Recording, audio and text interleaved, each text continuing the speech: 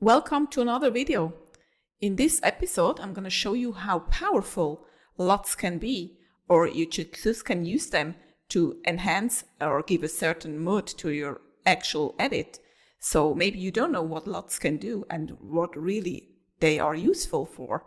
So you can use them for many projects. You can use them in many different software. So let's check it out. So here we are in Photoshop. I just made this composition or this grid to show you on how LUTs can work on your photos and kind of different photos. So it's the best way to show it in a grid. So in Photoshop, if you go to your layer edits, or layer edits, you then have the color lookup. And LUTs mean lookup table. That's the short form for LUT. And you find in the color lookup. If you go there, you go to your 3D LUT load, and then you head over to the place where you have your LUTs located. So I'm going to show you that where I have it. Let's go with the black tones for that one. And I probably check this one, the first one, or yeah, let's take that one. So that's what it makes, you know. And it's actually like a preset. And imagine how powerful this is. This gives such a consistent touch to your photos, which is really amazing. So in Photoshop, you have now all the possibilities you ever have, because you can change the blending mode. Makes no sense here, but I just want to show you what you probably can use it for. For example, you just want the saturation, or you just want the luminosity of the color lookup table. So, and double click on it, and let's go to another one. And let's go to the second one, for example. And that's how it works in Photoshop. So either you can change the blending mode, or you change just the opacity. So let's check another one. And let's go load that. And maybe take the 9. So you give different touches to your photo. And when you just compare before and after, it's just amazing. Let's go again to the first one to show you the difference. It's kind of really amazing what it can. I like the touch here so much. And before and after. So this is really amazing. But there is another way, and maybe just a better way where you can use it if you use Luminar Neo. So let's head over to Luminar Neo. I have the same here. Then you have here the LUTs panel. It's actually the mood panel, and with the LUTs you can load. So from default, it's 30% opacity. So keep that in mind. So I go to 100 to show you the same. Then I have here all my LUTs. I go to the black tones. And the cool thing, when you use it in Neo, you just can hover over it and see the preview. And this is really so handy, you know. In Photoshop, you can't load them in a group. But here I can have like folders and have them in the folders grouped as I wanted.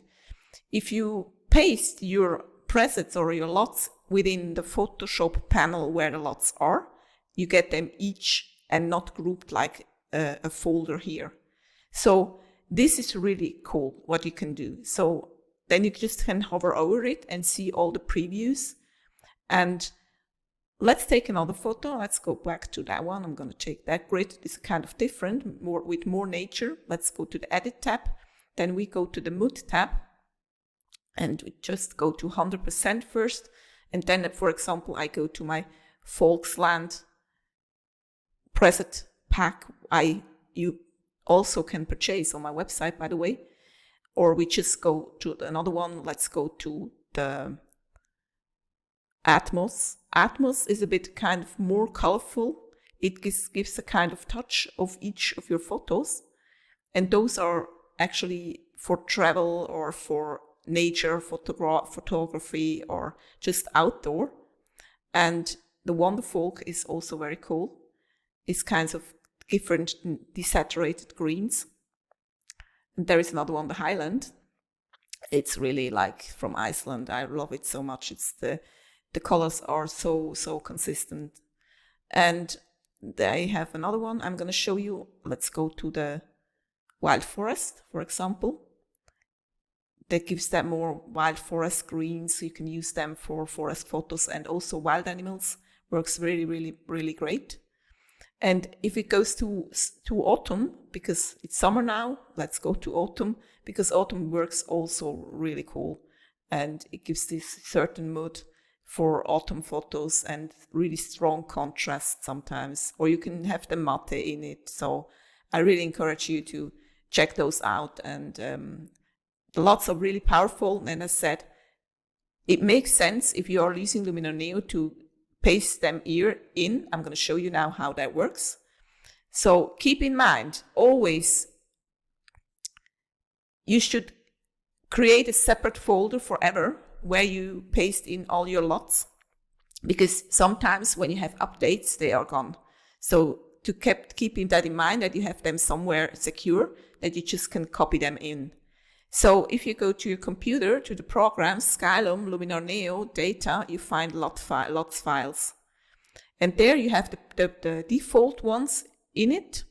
I think it's creative is a default one, or cinematic toning is also a default one. So those are from default there, and all others you can paste in. There is something you need to know. Sometimes when you get an update of Luminar Neo, yours are gone. So that's why I say keep it in a safe place. You just can copy them in.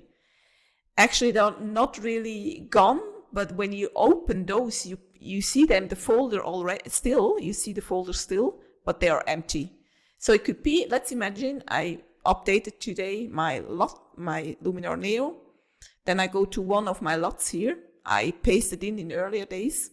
I open it and they are gone. It's just empty. So then you have to delete the folder and just recopy it in, and it's going to work.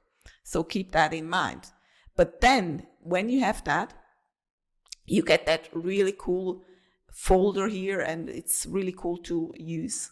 However, keep in mind also here, if you have one you applied here, you can still change just the opacity, or you can enhance the contrast of it. It's also very cool. So here you have different possibilities. It's kind of a bit easier to use, because otherwise you have to use it in, or edit it or amend it in Photoshop then. So let's check those out. It's really cool and really helpful. You should know about it. Don't miss it.